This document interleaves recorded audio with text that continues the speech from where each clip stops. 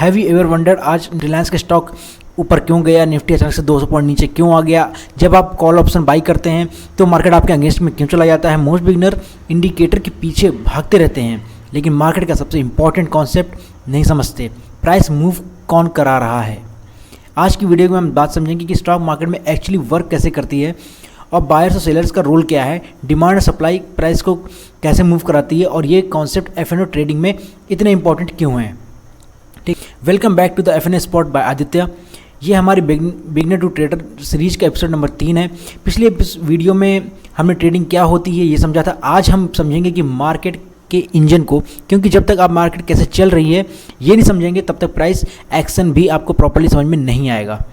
ठीक है, biggest thing हमारी जो मार्केट में होती है कि रिटेलर जो होते हैं वो ट्रैप हो जाते हैं। क्यों? क्योंकि वो इंडिकेटर बेसिस पे चलते हैं प्योरली, जबकि ऑर्डर फ्लो और के बारे में भूल जाते हैं और ऑर्डर फ्लो रियलिटी चेक नहीं करते हैं प्रॉपर्ली, क्योंकि प्राइस में हमेशा एक प्राइस एक्शन के मूवमेंट के अकॉर्डिंग ही मूव ऑन करता है। हम समझेंगे सिंपल लैंग्वेज में कि स्टॉक मार्केट एक्चुअली में है क्या। स्टॉक मार्केट एक सिंपल डिजिटल मार्केट प्लेस है जहाँ पर कि जैसे कि लोकल वेजिटेबल सब्जी मार्केट होती है वैसे ही सब्जी बायर्स और सेलर्स होते हैं यहाँ भी, और वैसे ही स्टॉक मार्केट में स्टॉक्स होते हैं, स्टॉक्स के बायर्स होते हैं, सेलर्स होते हैं। इंडिया में मेजर एक्सचेंज होते हैं जो कि वो है एक NSE जो कि आप यहाँ पर देख सकते हैं, और एक है BSE national stock exchange and Bombay stock exchange. Okay, so ये हमारे दो मेजर स्टॉक एक्सचेंजेस हैं हमारे इंडिया में।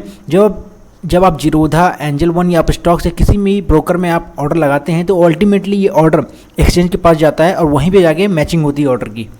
एक इंपॉर्टेंट क्वेश्चन रेज होता है यहाँ पर कि कंपनी मार्केट में आती ही क्यों है। एग्जांपल, रिलायंस या TCS के एक्सपेंशन के लिए पैसे चाहिए तो वो पहले पब्लिक के ओनरशिप को अपना स्मॉल पार्ट कंपनी का सेल करती हैं और इन्वेस्टर्स को शेयर्स को बाई करने को कहते हैं। इसी प्रोसेस को ब्रॉडली स्टॉक मार्केट में पार्टिसिपेशन पर्सपेक्टिव से समझा जा सकता है।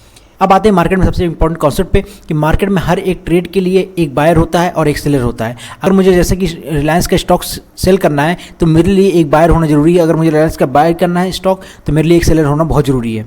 तभी हमारी ट्रेड एग्जीक्यूट होगी और तभी हमारी ट्रेड फुलफिल होगी। यहाँ पे एक इंटरेस्टिंग बात है कि प्राइस खुद से मूव नहीं होता है, प्राइस मूव होता है बायर्स और सेलर्स के प्रेशर्स की वजह से, और इसी को हम डिमांड सप्लाई कहते हैं। सपोज रिलायंस का स्टॉक 1500 पे ट्रेड कर रहा है, सडनली एक पॉजिटिव न्यूज आती है और बहुत सारे लोग स्टार्ट कर देते हैं रिलायंस के स्टॉक्स को बाई करना, तो बायर ज़्यादा हो जाते हैं और सेलर्स कम हो जाते हैं, जिसकी वजह से मार्केट में एक डिमांड क्रिएट हो जाती है, हैवी डिमांड।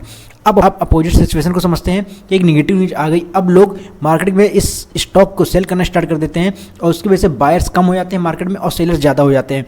इससे प्राइस नीचे आ जाएगा और ये एक सप्लाई कहलाएगी। मार्केट का पूरा गेम इसी डिमांड और सप्लाई के अराउंड ही घूमता रहता है।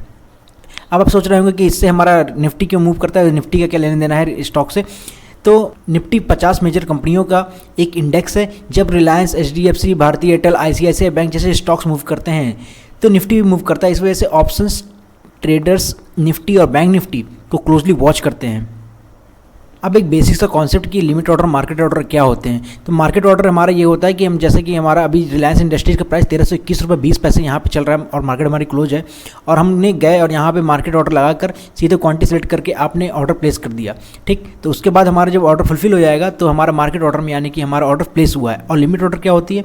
लिमिट ऑर्डर जैसे कि प्राइस आपने अपने मन का प्राइस सेलेक्ट किया, 1321 पे मार्केट चल रही है लेकिन आपने कहा कि हम 1321 पे बाइंग नहीं करेंगे, हम करेंगे 1319 पे बाइंग सपोज कीजिए, या 18 पे बाइंग करेंगे, 1318 पे बाइंग करेंगे, और आपने ये करके हमारे ऑर्डर को प्लेस कर दिया और उसके बाद ऑर्डर हमारा मार्केट में प्लेस हो जाएगा, लेकिन वो एग्जीक्यूट नहीं होगा। एग्जीक्यूट कब होगा? जब मार्केट में ये प्राइस इस पॉइंट पे पहुंच जाएगा 1318 पे।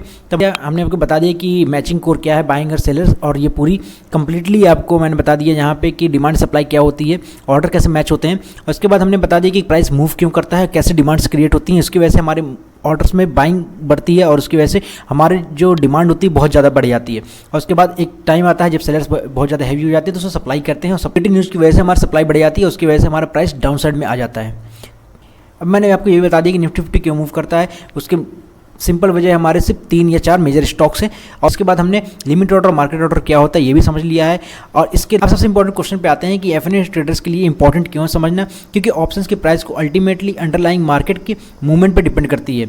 अगर आप डिमांड सप्लाई समझने लग गए तो आप gradually better entries, better exit और बेटर प्राइस एक्शन की अंडरस्टैंडिंग को समझ पाएंगे, और इसी फाउंडेशन पे आपका पूरा आगे ट्रेडिंग सिस्टम बिल्ड करेंगे। नेक्स्ट एपिसोड में हम बात करेंगे ऑप्शन ट्रेडिंग क्या होती है, और बिलीव में अगर आप एफएनओ ट्रेडिंग करते हैं तो ये वो एपिसोड आपका मिस नहीं होना चाहिए। चैनल को सब्सक्राइब करें और मिलते हैं नेक्स्ट एपिसोड में। This is Aditya from the FNO spot.